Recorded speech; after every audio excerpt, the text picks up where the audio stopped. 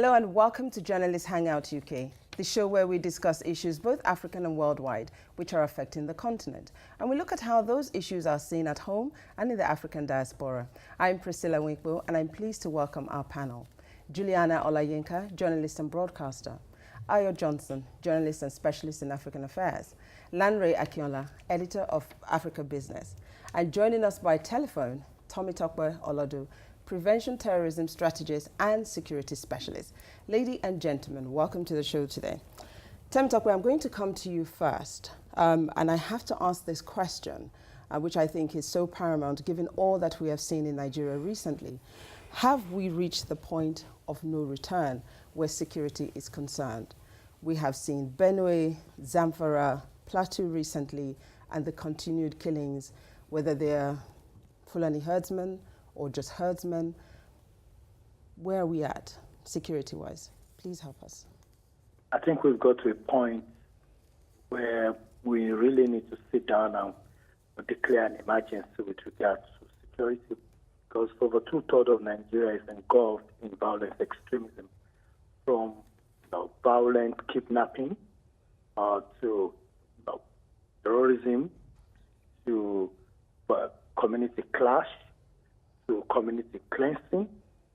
There is no name in the book that you want to mention in terms of violence that doesn't currently exist in Nigeria, which is costing the country over 15 billion in cost in terms of loss of property and life. So, of course, we have got to a tipping point, and we have a security infrastructure that is not fit for purpose.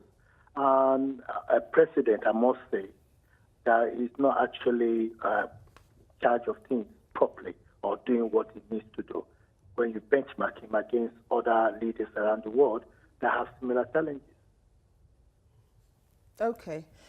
Juliana, I'm going to come to you. As a result of what has happened in Plateau State recently, we now see that the National Assembly appears to have split, especially the APC. Their concern is, recently they had given some grounds to Mr. President, one of them being security issue.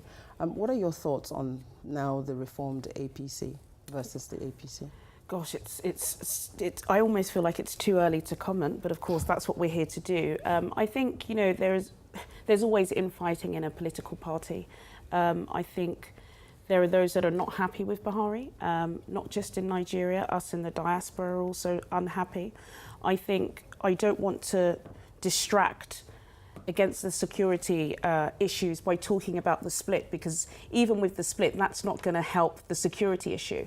I think the fact that the government or the assembly have called what happened in Plateau a genocide shows that they need help, because of course genocide and famine are two words no country wants to ever utter. And the fact that they did, they know that it's reached a crisis point and there's something to do, something that needs to be done. But I'm not sure that, focusing on the split within the party is going to help the security matters. In fact, that could even be a boycott to try and shift things away from what's going on in the Middle Belt region to talk about politics. And this isn't politics, this is about humanitarianism. I mean, Juliana says it's not about politics. The shift is just about politics. Do you see this as politics, or is it a determined ground to make sure that they go forward where they believe the executive are failing? Well, the Nigerian politics is very confusing and very complex, and you cannot really resolve it in a heartbeat. And that is the problem that Buhari has faced since he came into power. Fighting against the executive, fighting against the General Assembly and National Assembly, that is. And he's never had his own way. Things have always gone against him. And of course he's compounded by, fighting in the north with Boko Haram, and now he's having herdsmen at loggerheads with farmers. Things cannot really go wrong for this president, and he himself has had failing health issues. So combined with all of this, these are huge pressures for anybody, and compounded with a man like that who's facing one of Africa's most populous nations.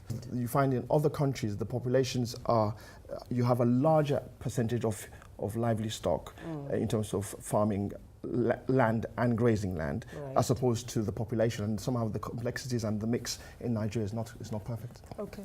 Lanre, when Buhari came in, he was touted as the security champion. We have seen, as we've already said, and I know you were agreeing, you were nodding quite a lot when Juliana was speaking.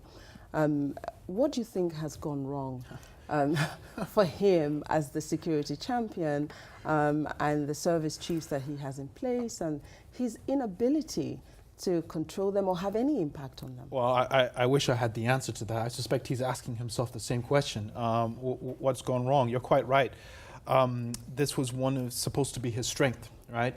The causes we can debate. The outcome has to be that his government has to be held accountable for this. He has to answer as to why his administration has proven so incapable of providing even the most basic security in huge swathes of Nigeria now. Yes, the problem is bigger than Buhari. He inherited some of these dynamics, but this was supposed to be a strength. He hasn't delivered, and everything that happens in Nigeria at the moment has to be viewed in the context of next February's election. I have no doubt that the APC split is politically motivated. Do you think so? I fear that the competition for, the big office to move into the villa is definitely going to redirect resources, attention, and focus. Okay. Temitope, let me come back to you. Do you see this split as a smokescreen? Or is it going to be a real catalyst to make sure that lives are protected, that the security chiefs are, working? Because one of the demands is that he must rearrange them, sack them, and bring in those who are capable of doing the work. I think that this terms of political conflict that is happening is actually good for Nigeria, because for the first time we're seeing a more proactive Buhari, who within 24 hours or more or less 24 hours of an incident traveled there. Buhari does not move for anybody in the past, but he is now listening. And I think this conflict, as bad as we might look at it, is quite good for a healthy competition, political landscape. There is no doubt Buhari will win the second election, the next election, because he's got the numbers. Even at every time that he's gone to the election poll, he's always had a solid 12 million. And what will happen is just a further split. But Buhari will win, and I think there will be a reconciliation among them. But I think we need to go back also to the issue of why he's not been able to resolve the security challenges. You cannot apply an analog methodology to a modern, flexible, fluid security challenge. You can't just be static and use dogmatic approaches on this issue. Buhari was a general where there was no Facebook, when there was no Twitter, when there was no drones. He needs to have advisors around him that understand the new evolving threat that is facing Nigeria and look at best practice around the world and implement it. That is where they are lacking in Nigeria. Okay. So, Juliana, very quickly, Temitope made mention there that for the first time, Buhari is moving. He actually went to the scenes of the problem. But, one of the accusations that's leveled at him at the moment is that his failure to act in the north is somewhat, made people to think that his feelings or his thoughts on the issue, he's quite ambiguous, with the way he's handling this particular situation. Can you really see him being able to resolve or have a grip on this, or is it just going to continue? I'm not sure, and I think, of course, he's the leader, but I don't think it should specifically fall on Buhari. I think it's the government and the leaders in the north. People said they were bringing him in because he could appease Boko Haram. And of course, some people held his success in getting back some of the Chibok girls.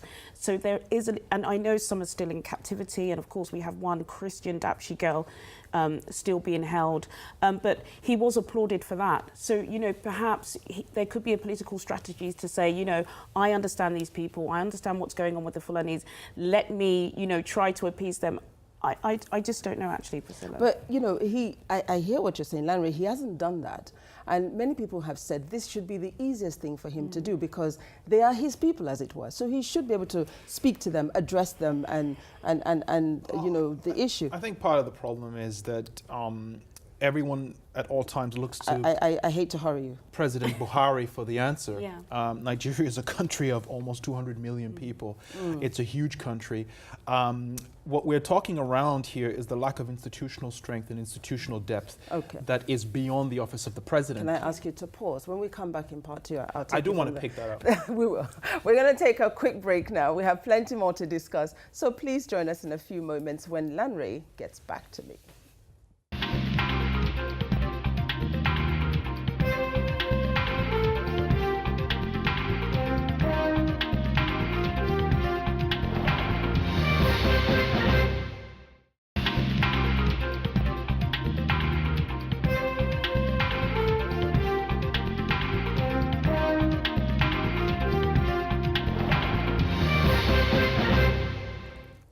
Hello and welcome back to Journalist Hangout UK.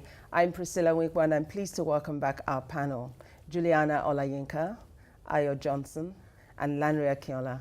And still with us by telephone, Temitope Olodo. Welcome back, everybody. Lanre, just before we went on the break there, I interrupted you. Please continue. Yeah, I was just making the point that everything in Nigeria at the moment leads back to Buhari. There's a problem. What's the answer? Buhari needs to do something. Buhari needs to do something. This is reflective of a bigger issue Nigeria has, which is lack of sort of weak institutions or absent institutions. The president is one man. No matter how good he is, no matter how determined, he cannot be everywhere at the same time. So yes, of course, he as the leader has to act. He has to be seen to be acting. But on many levels, the problems Nigeria has today are a product of that lack of institutional strength.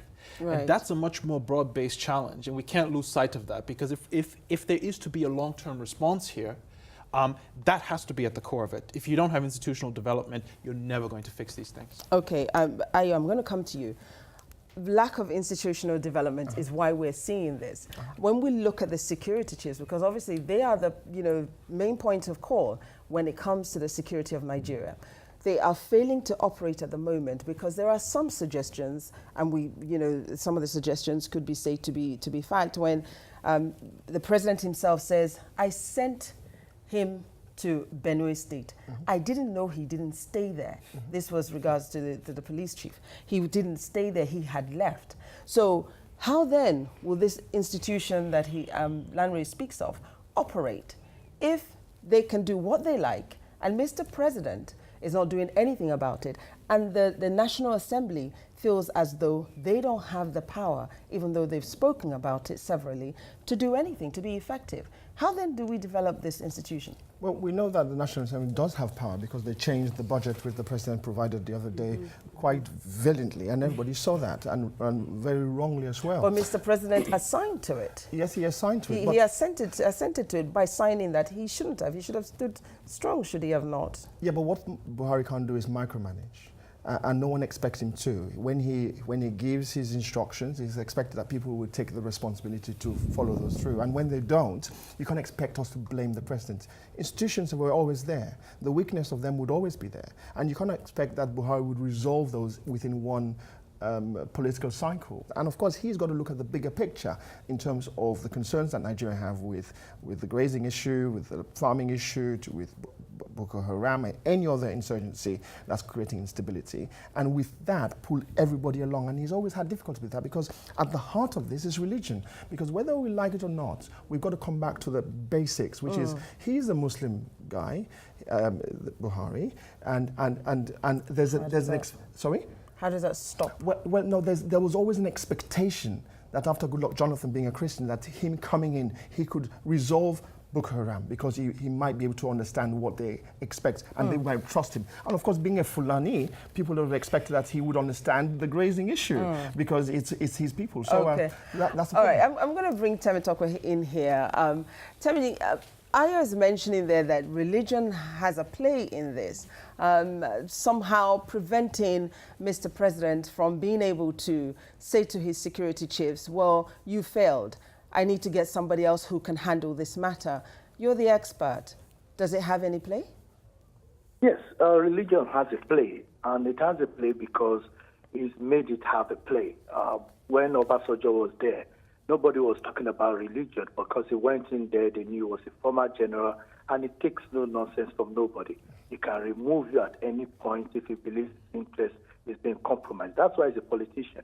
But this president has gone along to endorse these generals, even though they were not meant to spend more than specific time. And that shows that he's more concerned about loyalty to him. There are some quarters that have argued that it might be because of the previous coup that actually asked him out of power. It might be that he's suffering from that psychological challenge that maybe 30 years might be later. another coup. So what I'm saying is, I'm not saying that might be the reason, but there are a lot of theories out there that he might be afraid that there might be a mini coup or something along the line. Right. Okay, thank you for that, Tommy. Juliana, you were shaking your head. Surely his apparent silence, his apparent, some would say he's selective when to activate his strong man, action man reaction to issues in Nigeria. Surely that, and perhaps the religious connotations, would that not lead to more problems? Of course it's going to lead to more problems. With what's going on in the Middle Belt with the farmers and the herdsmen, I think we have to be very careful to label it a religious battle. I think, of course, when you're talking about Boko Haram, we've seen what they've got to say about Christians. It's fair to say that Christians and Muslims are killed. Thank you, and especially with specifically with the herdsman thing. I get it. I understand there is religious tension in Nigeria, but with this particular thing, because it's so complex, and we know you mentioned it earlier, Io. You know, with the land space, with population growth, of course, with a lot of the Fulani herdsmen, they weren't able to, act upon the Land Reform Act, where they ask people to say, this is my land and sign this. So it's culture. And the problem with culture, when it's so ingrained in an issue that's bad, it's the same with, it's the same with child marriages. It doesn't mean that the government and the legislation in the House of Assembly don't want to take it out. But it's so ingrained in a culture that it's difficult. And that's the issue with the herdsmen. Okay. It's not religious. I'm going to pick up on that. That's just my opinion, if I'm allowed one. If I'm allowed one, that's fine. Okay, very quickly, Aya, before you do that, Juliana is saying it's culture and it's the land situation. And we saw that Femi Adesina, the president's press spokesman, said that give up your land, effectively, quite literally what he was saying is, it's either you surrender your land or you die. Yeah. And I don't agree with that, by the way. And most Nigerians felt that, this is almost as though the presidency is giving a nod to the land grabbing situation. Can we say that land grabbing is in favor of who? The farmers? In favor of the farmers. In favor of the herdsmen. And that's exactly my point. Do you know that the vast majority of herdsmen are Muslims? In fact, all of them are Muslims. And the farmers were traditionally were Christians. A lot of their victims are. So we will go, it takes us back to the religious issue that at the heart of this is a Christian versus Muslim divide, which is one we don't like to refer to. But the truth is, we've got Christian farmers as opposed to Muslim herdsmen. And the president himself is a Muslim, and you could tell by he's having difficulty grasping with the realities of how to deal with the communities. The difficulty is the ingrained culture. The difficulty isn't the fact that they're What about Muslims. The human factor? That's it as well. It's a human factor and it's a culture factor. This is not religion. But what this tells us... And it's dangerous when we label it religious because then we divide ourselves. I'm a Christian and I don't think it's a religious... What this tells us pretty quickly, what this tells us is that if we've had a Christian leader previously and they could not resolve this thing, and we were hoping that we'll get a Muslim leader to resolve it and he can't, but he wasn't Nigeria is in real trouble. And we didn't bring him in because he was a strong man that could do it. And also he was a Muslim and he could resolve some of it. We can't ignore what some Nigerians are now saying, and what is coming out of a lot of quarters now is that he is giving a nod. When we say it's not a religious war, Lanre, I'm coming to you. When we say it's not a religious war, but then we see him more active. If there's a problem in the Christian South, he's very strong on that. He's active. But when there's a problem, as we see with the herdsman situation, he says, I'm just going to pray and hope. He went to But visit lives them, are Priscilla. But lives are lost, I Juliana. know. It's not a visit that resolves, that stops people from killing others. It doesn't. It is, if you send the action men like you did down south when they didn't kill anybody, perhaps. Lanre, I mean, I don't know. Does that not suggest, unfortunately, it's giving credence, isn't it, to the whole religious war conversation? Well, rather. look, religion is always going to be exploited for political reasons. That is not a Nigerian invention. That has been the case for as long as there's been human interaction. So I'm not at all surprised that people are exploiting that angle. But I have to say, this whole discussion is making me a bit sad because for me, it's a reminder of the lack of a real vision for Nigeria that's out there. Here we are squabbling over where did the president go? Why is he not doing this? Why is he not doing that? Nigeria is facing almost existential threats. You know, when you look at the economic trends, the Very demographic quickly, trends, time doesn't allow me. it's what we need. We need a better national conversation on this and some sort of vision for Nigeria. Time doesn't permit us to go further, but Temi, let me come to you. Your final words. Outside of religion, politics and everything else, what should Nigeria be doing with regards to the security situation in order for people to feel safe and protected? I think we need to move away from the rhetoric. I think the president needs to now be more active in engaging with the right people and injecting more people that could add value. I think the individuals that have lost things should be reassured and should be supported. Support families. Right. Them realize that will happen again. I think it did. Okay. Thank you so much, Temi, for joining us there. Don't forget to follow us at RealJHUK on Facebook, Twitter and Instagram. I'm Priscilla Winkle, and from the entire team here in London, it's goodbye. And thank you for watching JHUK.